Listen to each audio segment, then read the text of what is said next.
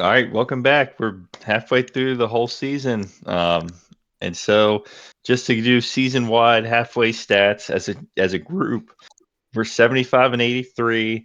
That's sitting at 47%, which isn't too bad. Down 17 units, but when you place that many bets, you have to win at like 55% to even have positive units. But independently from that, if you just take out my numbers, you guys are 57 and 54. You guys are doing great. Yeah. So if you take out me, yeah, that would help out a ton. And that's actually you guys are only down 2 units combined between the two of you. So um, it's getting competitive. Last week we Stone had a chance to grab some picks back. He didn't do that. Same margin of victory, and now both Jamie and Stone will have 6 picks this week. So um, just to kind of go through that, Jamie's got 31 wins. He's leading it. Stone's got 26, and then I have 18. 7 and 10 last week. Um, but yeah, so far so good. Um, Jamie, you've been winning since week 2, so why don't you kind of get us started? Any thoughts? My first thoughts, because we're recording this on Saturday, is we watched the Thursday night game. Injuries. I mean, Mark Andrews and Joe Burrow going down. Joe Burrow's out for the season. There's a little hodgepodge or some weird stuff going on. Was he wearing a brace before the game? Wasn't he? Mm. They show Bengals come out with his pregame warm up and he looks fine in the pregame warm up, but then why do you have a brace before? And then he goes in and he gets hurt. So don't know what's going on there, but for our picking purposes, you never like to see injuries. And then other than that, looking forward to this week's game, and then we got Thanksgiving next week, and that's always a great football time. Yeah, I might make it Yep. since there's so many games on Thanksgiving. It might lower the pool of picks we have unless we do a early show next week, but we can figure it out. Yeah, I was hoping to do something early, trying to mix those in for next week. Um, I don't really have too much to add. I've been on night shift all week, so I didn't even get a chance to watch the Thursday game. But everyone that watched it said it was brutal. Yeah, after Joe So, Burrow got was ruled out, I just went to sleep. I was like, I don't want to watch this anymore. I'm done. nice. Yeah.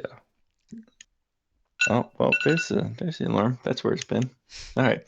That's why I was late. But anyways, we can pivot over to the picks. This will be week 11 for us. And with that, we'll start off with a game side. Stone will go first with 4 picks, Jamie with 2, and then myself with 2. So Stone, whenever you're ready. All right, this first game, just coming off the news of Deshaun Watson being out for the year and them starting DTR, the Browns. The over under is 33 points, which is just ridiculous. But I'm going to go with Pittsburgh +2 against the Browns at -110.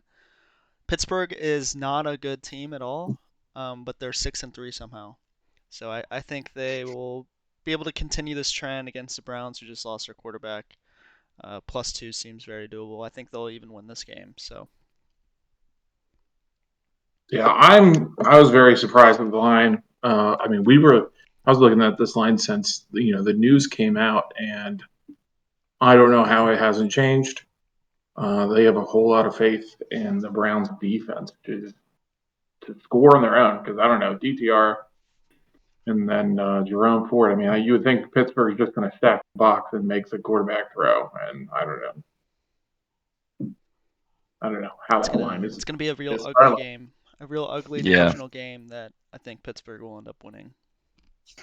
it's just I think you guys said it's kind of just a fishing line where you look at that and you're like, really? And then I'm sure when the game ends up, you're gonna look back and be like, that's just something I should have stayed away from Probably. from the whole time. Maybe I don't know. Segueing this into my pick, I like Stones division games. They're clobber fest.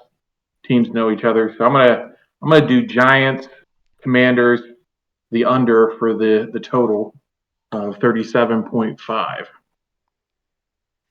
and that's at minus 110. Like I said, division games, they're clobberfest. New York is starting a guy that still lives with his mom. Not much more that needs to be said there. Last time these two teams played, they scored a grand total of 21 points, and New York actually had a better quarterback then. So I don't see how we get to 37. I really don't, unless the Commanders score 28. But even then, I mean, struggling last week to score in the red zone. I don't see it. Yeah, my issue isn't with the pick. It's with making a pick like that and then actually having to watch that game.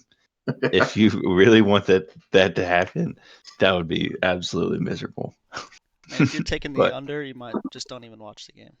I was about to you say just- that's a set it and forget it type of deal. Check in at halftime, see they scored 10 points, and be like, I'm good. Yeah.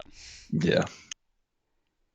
So I think one of my other picks will get sniped by the time it comes back to me, but the one that I just love, I just looked at it, I love it.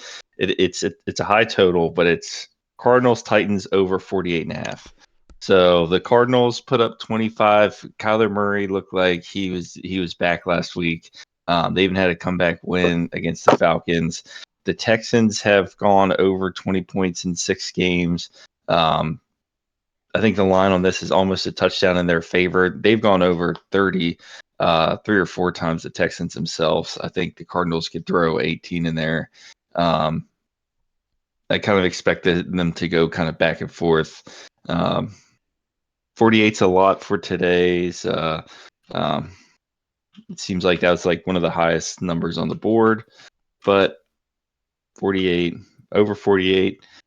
I think some books you could get it at 47.5. That was not the case for me, but that was at minus 110. So we'll ride that out, and hopefully we get to see. Yeah. I'm not watching it under. That one was on my board as well. I like CJ Stroud a lot. He's been balling. He's in the MVP race, which is crazy for a rookie quarterback. So I like that a lot. Yeah. Go ahead. So nope, you're good. Your All right. turn. Moving on. I was fading this team super hard at the start of the season, but these last few games they've been on a winning streak. They've looked really good. They're playing at home, so Denver -2 against the Vikings at -112. They've really seemed to turn it around. They're actually seem to be a good team, and I think they're gonna continue, especially at home. I think -2 is very doable. The Vikings have looked good too. Josh Jacobs has been killing it for him, but Mile High Stadium at home. Yeah, you're going against my Miracle Man. He got me all my picks last week. True. But yeah, their defense has turned it around big time, and offense, Russell Wilson looking good. So Like it. Yeah, it's hard to win 3 in a row, and the Vikings have 3 in a row with anybody. They're rookie, brand new quarterback, 3 in a row. I don't know. It just seems like it's going to run out sometime, and the Broncos has been playing well. So, well, their like defense showed a little signs of some cracks there last week. They got up by a bunch of points, and then looked like the Saints were going to come all the way. Oh, Jameis slinging the ball. Oh my goodness, that's the full Jameis experience. That's what I should have went with. My goodness, that's some quality football if you want to watch something right there. Oh yeah, when Jameis is playing, it's exciting. He's not good quarterback for your team. You don't want him as your quarterback, but he will sling it like he doesn't care. Yes, you want to watch him when you have no stakes. That's how you want to watch. No, you want to watch Jameis when you have one of his wide receivers on your fantasy team, and he will get points. I like it. All right, Jamie, you're up. Talking about fading and sticking with teams. One team that made me a lot of good bets early in the season is Miami, and they aren't great against good teams, but one thing they do is they beat the crap out of bad teams. And for all this talk about how Las Vegas they got rid of all these people and they want to play well for the new coach and the new quarterback, blah blah blah. I don't see it. I got Miami -13.5. You got it 13.5. Okay. Minus 110. I hate this pick. I hate Hate this it. pick. Hate it. I just there's so many points. The Raiders they haven't looked horrible since they got rid of McDaniel. Now Miami's I just in the National Football League, that's like a college line. You see that on Saturdays. You don't see that on Sundays. A team Yeah, that's won because 2 in a Miami row. beats the crap out of bad teams. Las Vegas is a bad team. Miami's playing at home. These are I had all the things, you know. I had the opposite side of this as my safety. No. I was like, if I get sniped all the way through, I'm just gonna take this one because it's the most points, and then you go here and you just lose. You just give me all the points. I mean, that's fine. But, Just listen, O'Connell or what? Aiden, his passing touchdowns are at 0.5. Ooh. You tell me the Raiders are going to run the ball and beat Miami? No, or come close. I'm gonna go over that. Go for it. All Take right. that. Come on. I looked at this line too. Miami beats up on the bad teams at home, South Florida. I think I don't know. Am I by Raiders are just myself on bad. this one? Yeah, you're by yourself. I wasn't gonna take Probably a good this. sign. I considered it. I wasn't gonna take this, but if I had to pick a side, like I would pick Miami minus 13. I think 2 touchdowns is like super doable.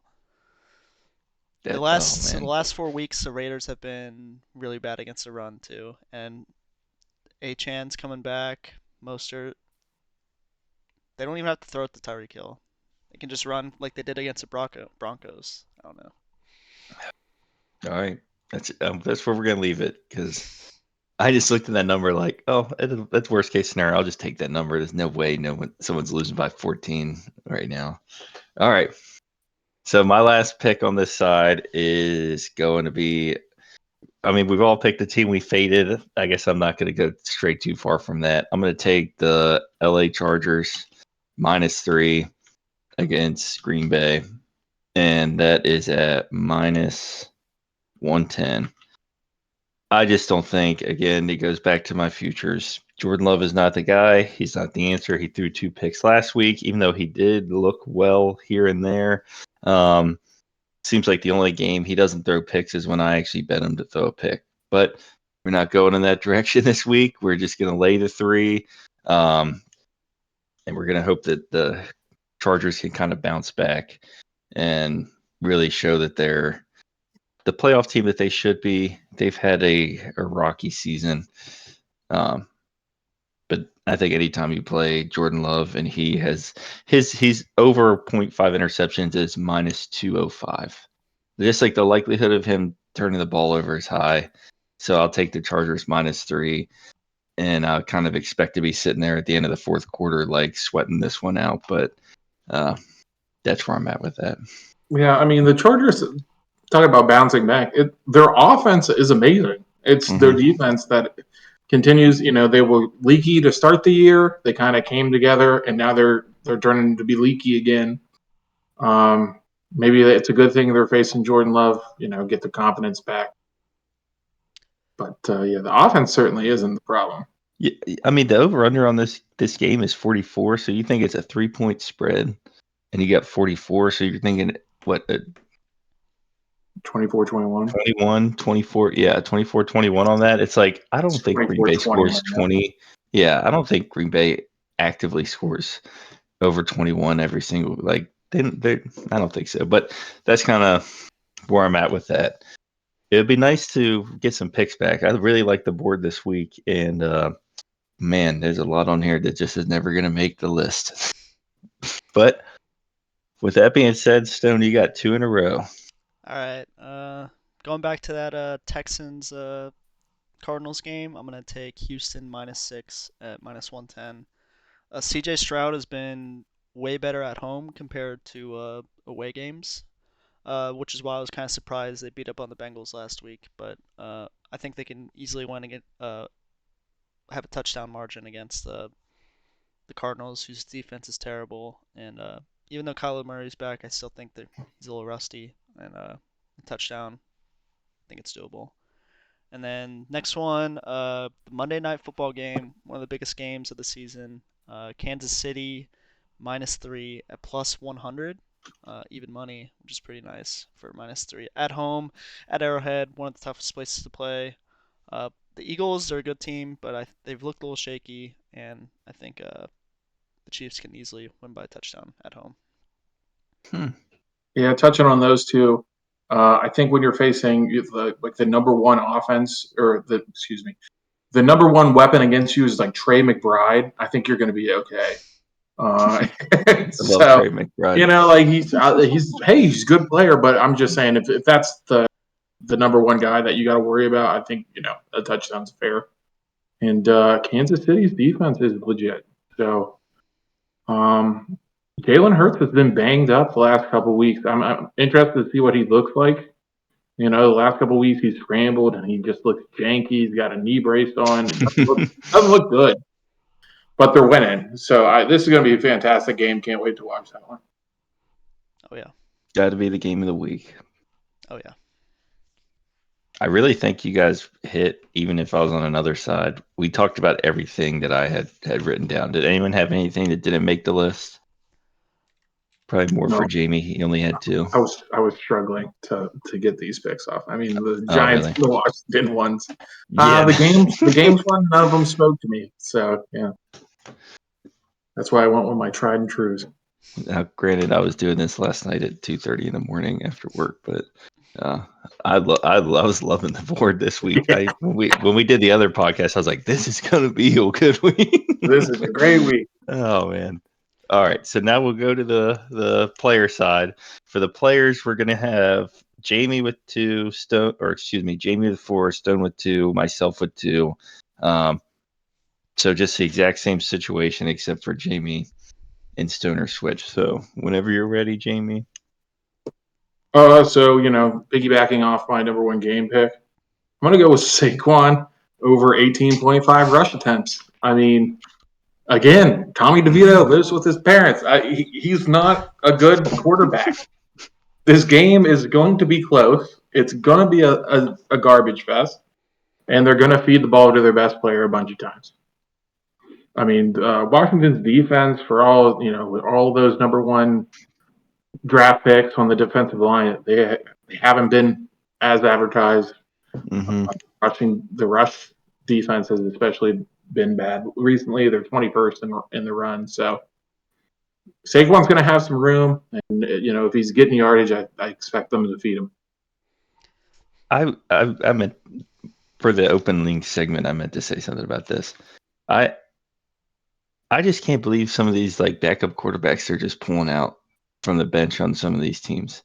Like this is National Football League. You got guys you can't even because I'm not saying Cam Newton's a guy, but I'm just saying you don't have like he's sitting at home and you're pulling Tommy DeVito, who like barely won 7 games at Syracuse last season, as your starter, and you're trying to like put that on the national stage here. I mean, some of these backup quarterbacks, I'm just like, I just don't understand. I feel like there was a time when I've talked about quarterback play being down this year, but I just feel like there's, at one point Tom Brady was a backup. I mean, I don't know.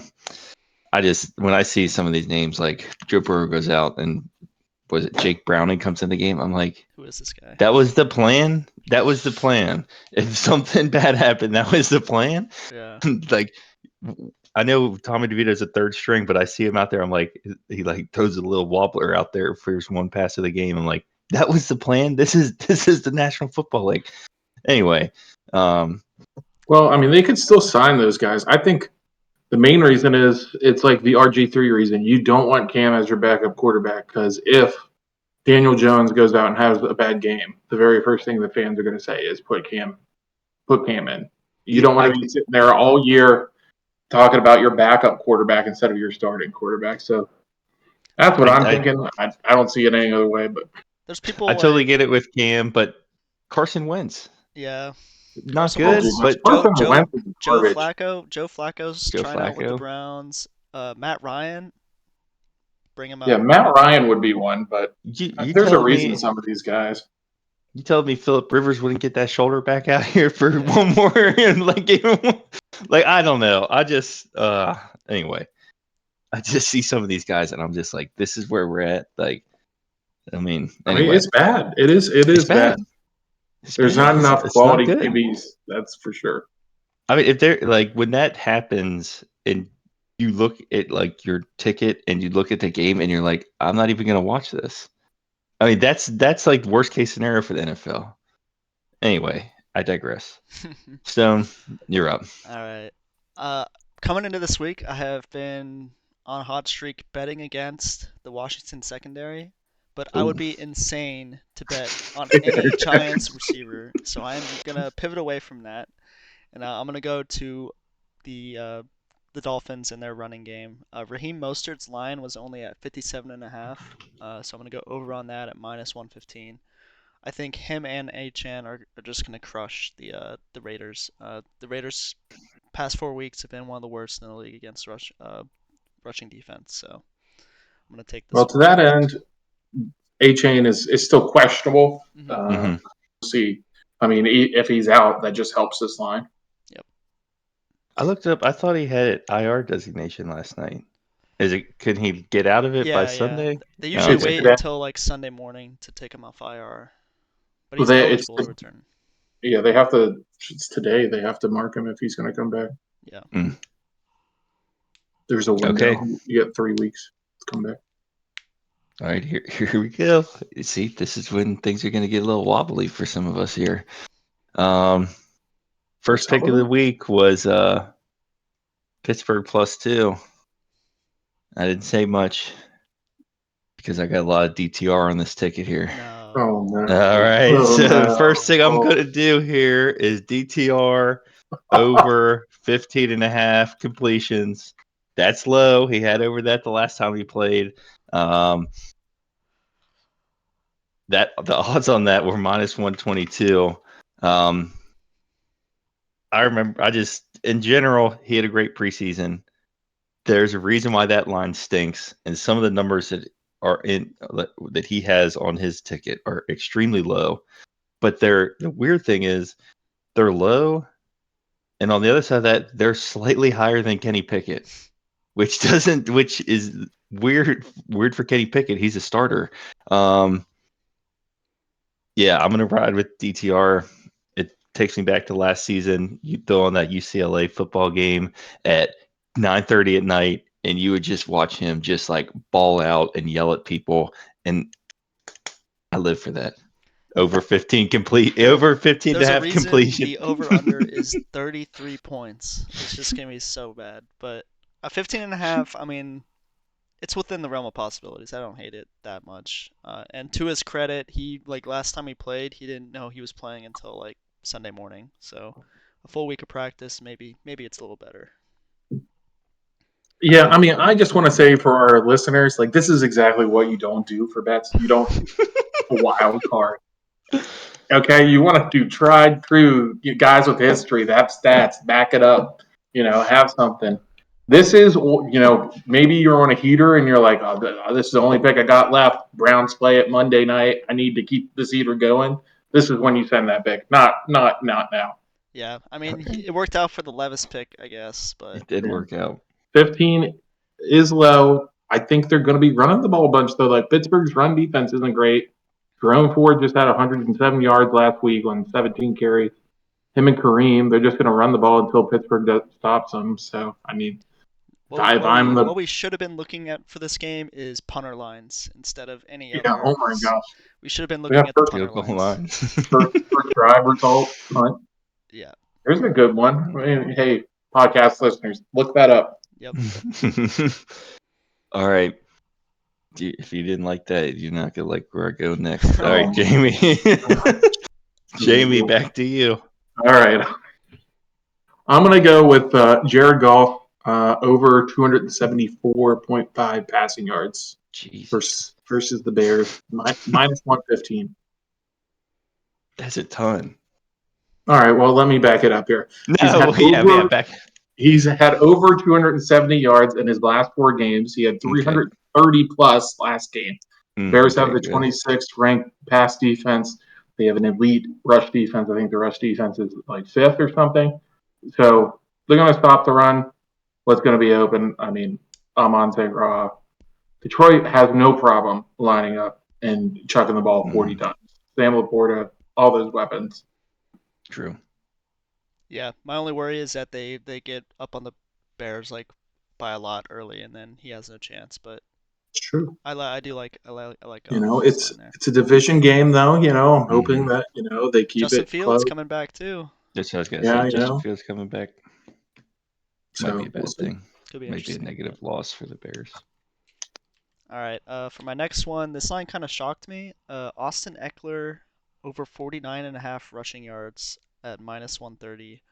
Um, the the Packers actually have a really good pass defense, probably because of their Jair Alexander, one of the best corners in the league, but they're terrible against the run.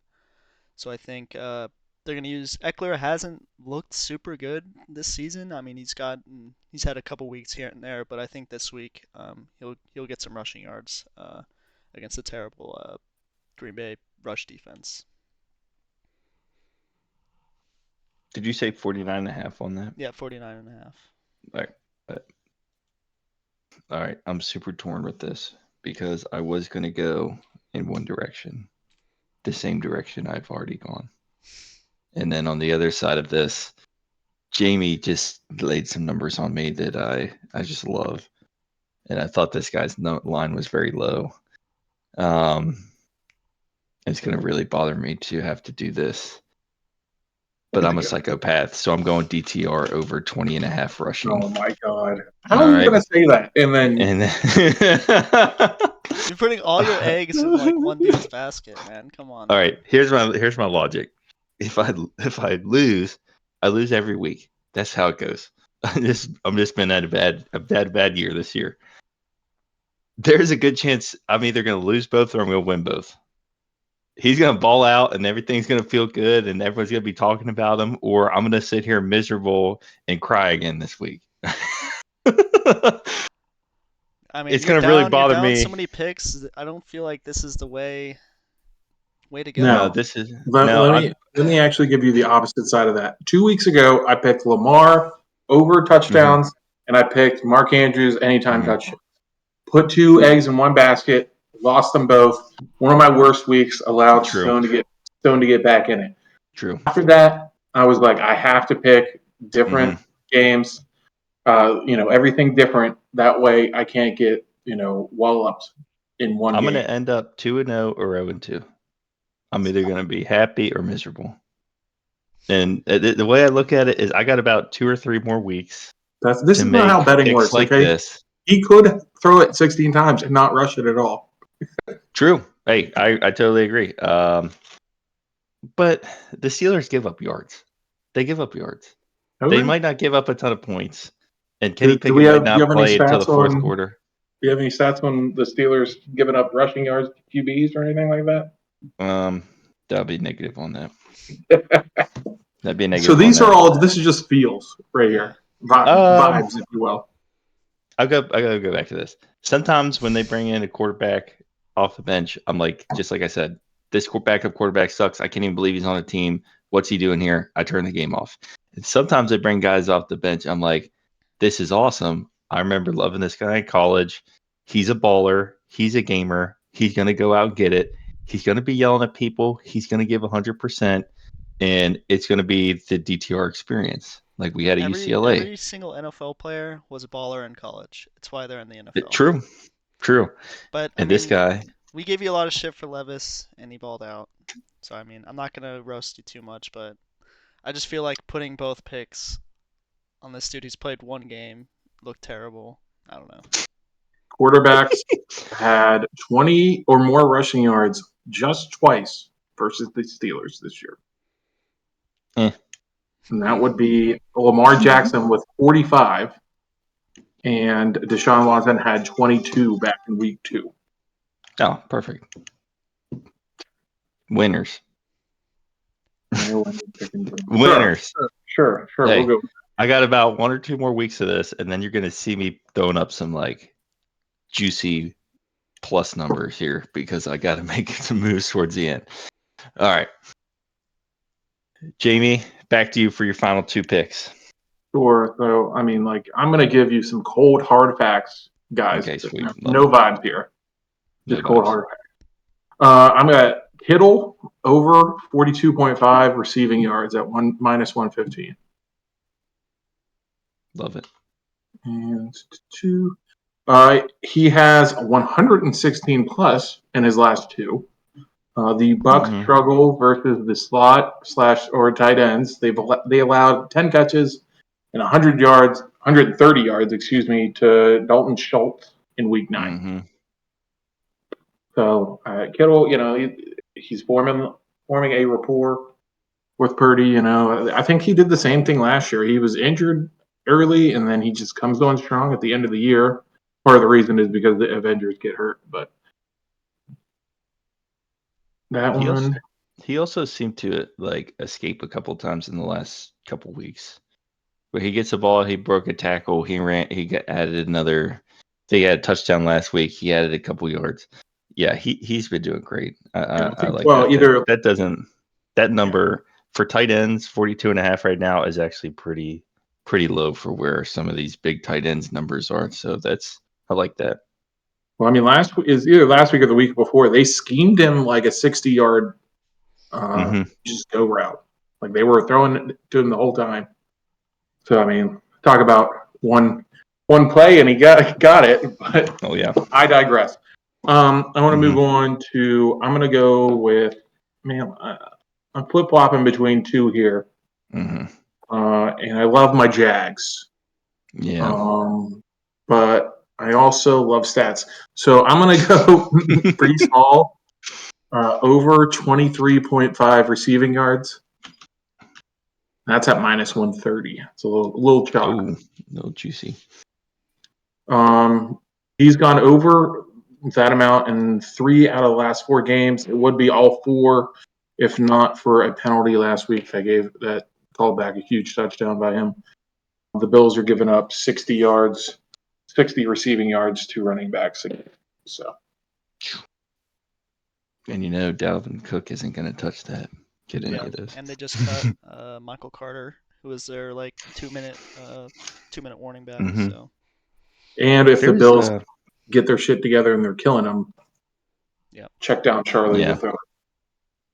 There was a weird article about that because Michael Carter hasn't really done anything all year. I haven't really seen him anywhere on any line, and it seemed like there was a player frustration over him being cut. Is what I was reading. I thought that was kind of strange. They said he was a locker room. I mean, he was good before. Breece Hall got there. He was. Oh yeah.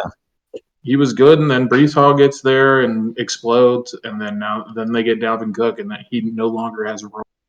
I mean, he was out there a lot of the times when they were on the 2-minute warning, just trying to go down the field. He caught a few passes whenever I was watching Jets games, but other than that, didn't do much at all. I have in my mind just think if I'm Michael Carter, I'm making a ruckus so I can get cut so I can sign on another team. Yeah, I feel like a team like the Vikings could really use someone like that. Yeah, you get playing time, and then that leads to your next contract.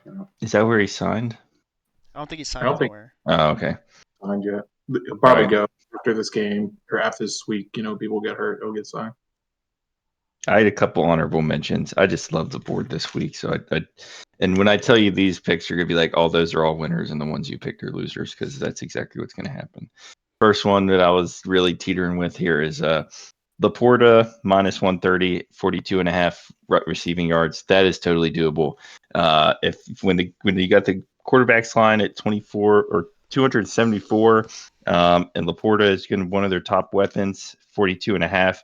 It's kind of low for tight ends, to be honest. So you get Schultz and some of these other guys in the 50s. I think Andrews at 55.5 before he got injured. So you got low 40s there. That's a good number for him. Love that. Stafford's coming back this week. His completion number is 21.5.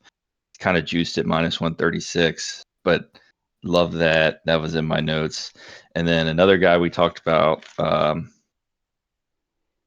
Trey McBride had a great week last week, and he just seemed to be linked up. His number is significantly higher. I'd certainly go the Laporta line over the McBride line, but the McBride being at 58.5 receiving, which is the top number for a Arizona player this week wouldn't bother me that much. Last week watching them, they just seem to be on the same page. I think he had 10 catches last week, so it was either 10 catches or 10 targets, but those are all winners, and the ones I picked are losers. I was talking about the Jags. I was looking at ETN, 65.5 rushing yards. That was a little high considering he had 35 last week. That's why I didn't take it. But I think the Jags want to get back to running the ball. And on the same line, Christian Kirk's line was 58.5. That was something I definitely, if one of mine got sniped, that was going to be my backup. He had 100 yards last week when they only had like 200 total passing yards. You know, he had half of it. I don't think he's had under 50 in a long time. And whoever they're playing is their pass defense sucks. Yeah, Kirk seems to be like what everyone thought Ridley was going to be this season. Yeah. I don't know what happened to Ridley. I drafted him on fantasy, not good. Yeah, I mean, he dropped a couple touchdown passes early, which I think would have kept the hype up. And now, you know, he was supposed to be a legit number one receiver for a good offense. I mean, I think he's averaging less than 40 yards a game. That's pretty trash. I also think you take that year off. I'm not sure. I just don't think that's good for anybody. Yeah, he saw the same thing with Watson. He didn't take it off. Yeah. Yeah, you're right. I mean, you're right. They were forced to take off, but you look at guys that were like removed or out for a little while, and then they come back, and you know, it just doesn't really give you the warm and fuzzy as much as maybe it should. All right, let's go into the touchdown parlay. We got close last week. We hit 2 out of 3. As far as our record for this total, we're 15 and 15 right on the dot. And with some of these numbers that we would have hit, we certainly would be in positive units. And we also have a plus 7.46 on the parlay itself. So probably our best work. And it's really because I haven't been sandbagging this as much as I have the other picks for the rest of the group. So I might, I'm just going to give a fair warning. I think maybe this week I am sandbagging it this week. I got a number I really like here. He's going for a reach. Maybe I should go first. Go first. Let us have it. I want Trey McBride. That's not bad. I don't think that. Man, you were loading that up for. No. I think the one of the biggest ones we hit was Jacoby Myers at 240. Some of the numbers I don't have as much because we weren't keeping it as tight when we first put it out. But that's at plus 220.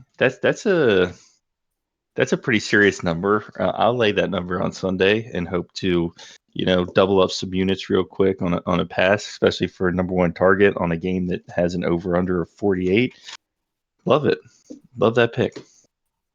Who wants to go next?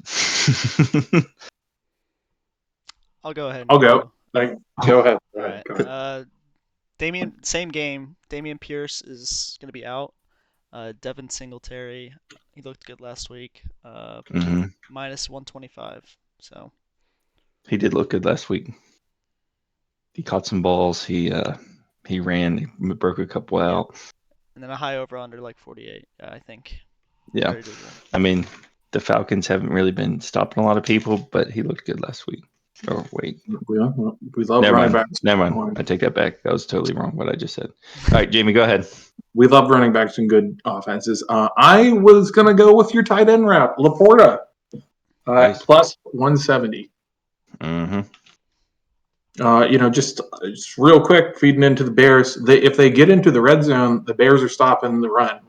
So you're going to feed your big tight end, get him to touchdown. I like that. Also, we've seen him. He could get one from 20, 25, 30. He's got that in him. I like that a lot. I like the touchdown parlay a lot this week. That'll be at plus too, yeah, plus 1450. They probably do better.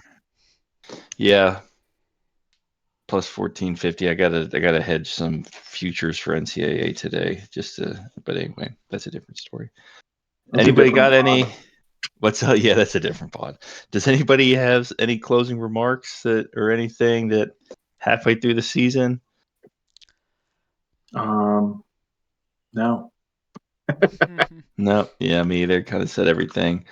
Probably have to drop the pod a lot earlier next week, or at least we'll plan that out. But gamble responsibly. We got the holidays coming up, so Yeah, I mean, if the lines come out, we can do it very early next week, but we'll see when the lines come out. We need Vegas to. Yeah, I mean, true. It's gonna be tough. yeah. I gotta plan that out because I also do. I mean- We'll figure something. we'll talk about this in a minute. All right. Thanks for joining us. We'll see you guys next week. Gamble responsibly, and just get ready for that DTR experience. It's going to happen in Cleveland this week. All right. The Josh See you guys. Dobbs of this week. Ooh, that would be great.